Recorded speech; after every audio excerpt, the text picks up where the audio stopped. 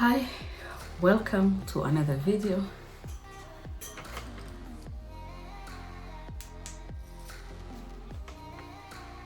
One that has taken me quite a long time to do. The year started really difficult and bad for us, especially for me and my family. My father was admitted on the 28th of December, just after Christmas, in the hospital in Kenya. I tried to arrange everything.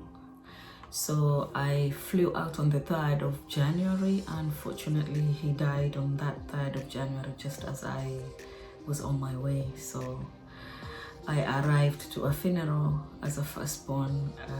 It was quite a lot to arrange because then my mother had to stay away in mourning. Culturally, she's put away within the family homestead, but she has no contact with everybody else aside from us, the immediate family. So then I arrived home and planned a funeral instead. It wasn't how I wanted to see my father. For the many who know the relationship I had with my dad, one would wonder how I'm still carrying on. He was my heart. My father was in my life for 42 years. I came from a two-parent household. I saw my dad every day. So it still hasn't clicked in that he is dead. I hate to think of him in a past tense, actually. That's the part I'm still struggling with. I still have this cloud, and I think the only thing that is kind of a reminder all the time for me is the fact that his WhatsApp messages have stopped. He used to WhatsApp every day, 20 times in one morning. And sometimes he would call, and if I'm in a position where I can't speak, his defense is, how will they know you have a father? How will they know there are people who love you and who want you also, want your attention? So my father died at 71 years old. We are still grateful that we had him for those years, but it still hurts. Because I think that's just the bittersweet of living away from family. You're always running to create time. You're always running against time. And that's just the reality of it. So, yes. So aside from that, I decided to do a thing this year for myself, because every time I used to share this ideology, idea, want, desire, inspiration, aspiration with my father especially, he used to remind me, but isn't this what you wanted to do all along after secondary school? And then I did German with Goethe Institute in Mombasa, and I really wanted to go into nursing, but I couldn't because life happened. Okay, so in all my working years in the UK particularly, I only worked in the National Health Service, the NHS. is the only life I know. Worked from pediatric infectious diseases to Kawasaki clinics to radiology, general surgery, thrombophilia and hemophilia, maternity suites like they call them, where women give birth. And so the want and the pleasure to be around mother and child care has always been in me. I also come from a family where health of mother and baby is paramount. My grandmother, my mom's mom, was a mkunga traditionally, and that means of a midwife in English. So she was a traditional midwife in the area where she lived. I have so many cousins who were born with her help.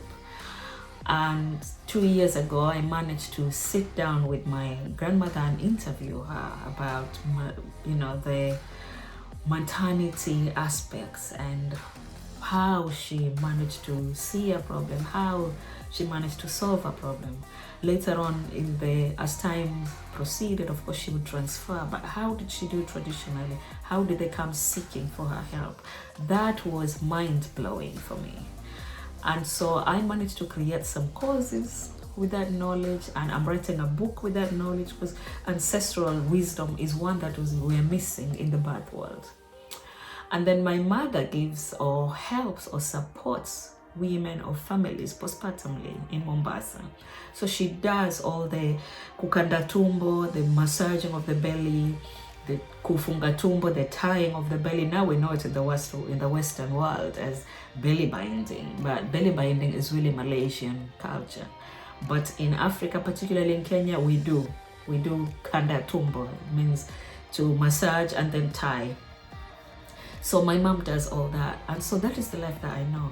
And for many of my clients, my doula clients particularly, I have been able to provide that support in the postpartum, not long as I would want to, and that's the reason why I am heading to this point now. So 2 years ago, I registered with an agency near me. It's like literally 10 minutes away by bike to go and do maternity nursing.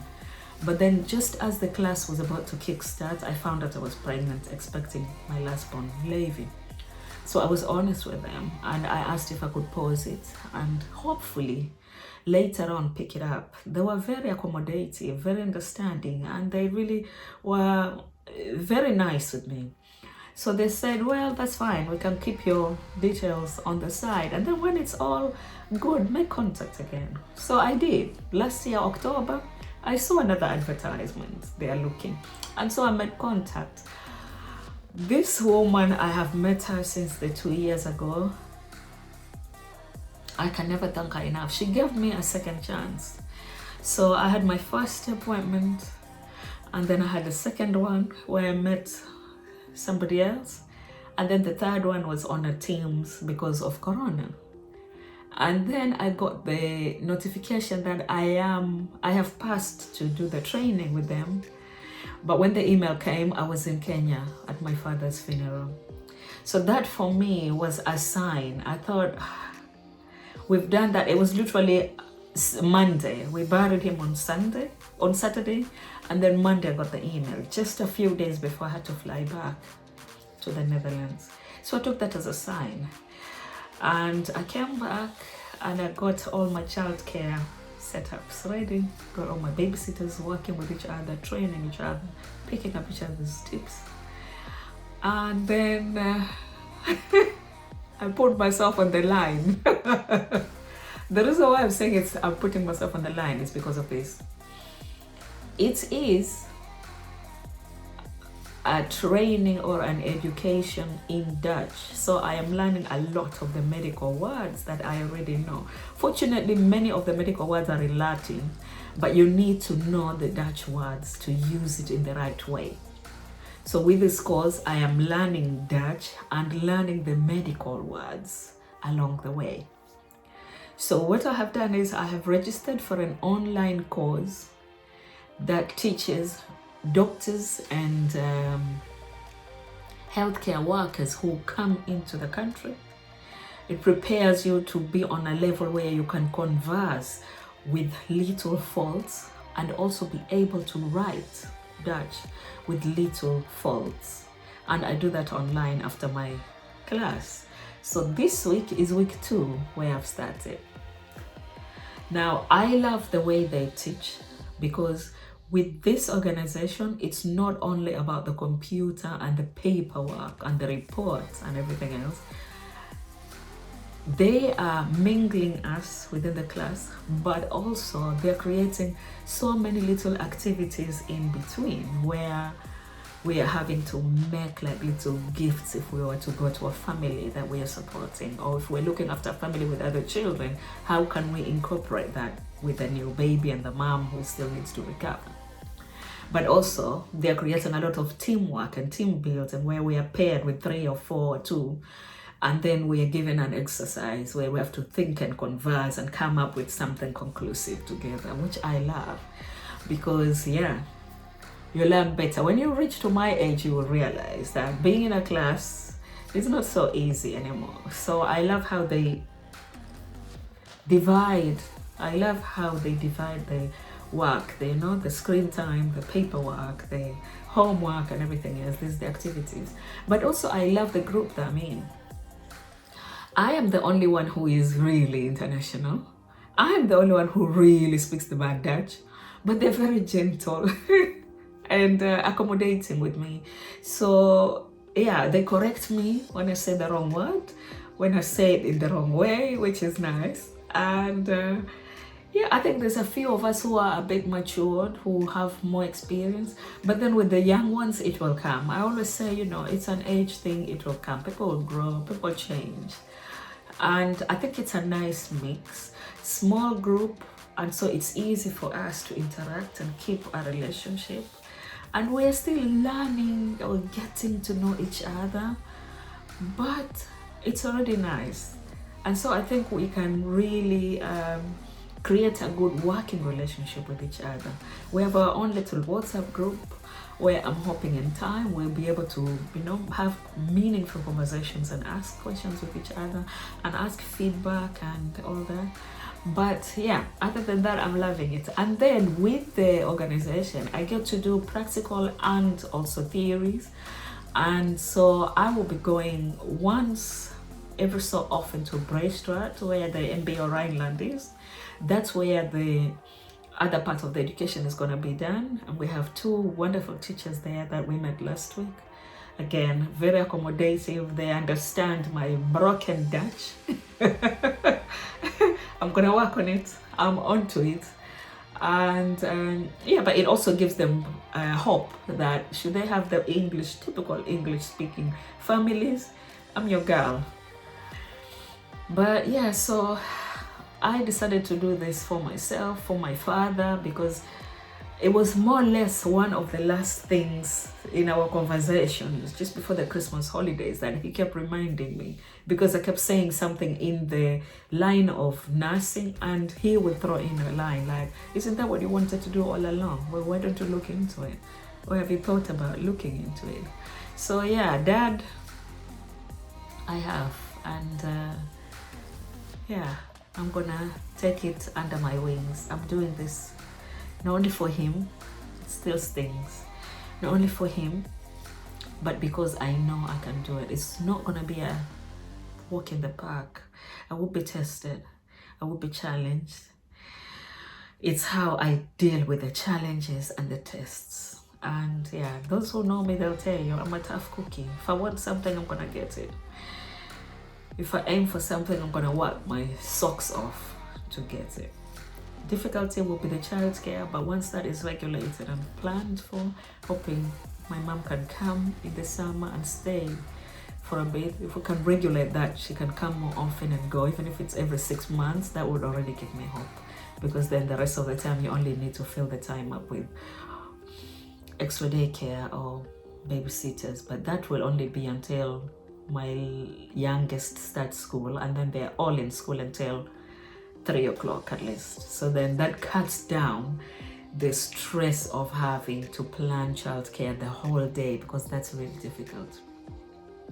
So yeah, I wanted to keep up and to give an update to let you know what is happening. That means I'll be taking less doula clients. If you are a person or a family or a couple who is looking for doula support, please do still send your requests. If I'm not able to fully be there, I do work with backups, so that you know. And in time, it will be something that is wonderful that I can offer to my clients, where I will be able to walk with you from when you're pregnant, throughout the pregnancy, be at your birth, and be the same face that you will get to keep for those 8 days that the insurance provides maternity nursing to families in the Netherlands. It's a very specialized care in the Netherlands, and I think we're the only country. Netherlands is the only country that has something like that in place. So it's really nice, because support and care in those first weeks after childbirth can be quite hectic, even if you have had babies before. And so yeah, I'm looking nice and chic. I hope I am today, because we were doing a TikTok with my colleagues about what the group is, what the organization is about, and what happens there. So I'm looking forward to seeing the TikTok. It's nice. This is why I'm saying it is nice to have different kind of age mates and brains, because these girls are so young but so fun. And yeah, one came up with the idea of, oh, should we do a TikTok? So everybody get ready and dress for tomorrow. So that's what we're doing. I just came back from the neurologist. I took my son in for an appointment. That's why I'm here early. I was given permission to leave the class early. And yeah, I thought I would come back and do a quick video, and I'll keep you updated on how the whole education is going. I'll share all my difficulties. I'll share how I managed to solve them up. I'll share how you can probably even find an agency yourself, how to apply and all that. So more of that will be coming in the channel. Now, if you haven't subscribed, please do. What are you waiting for? It doesn't cost anything. It is free. Please do. It will encourage me to make more videos. I promise you. Now, I'm going to be on the right path to do this more often. And yeah, hit the bell so you'll be notified every time I upload a new video. And please subscribe so we can walk this journey together. Thank you very much, and I'll see you in the next one. Bye.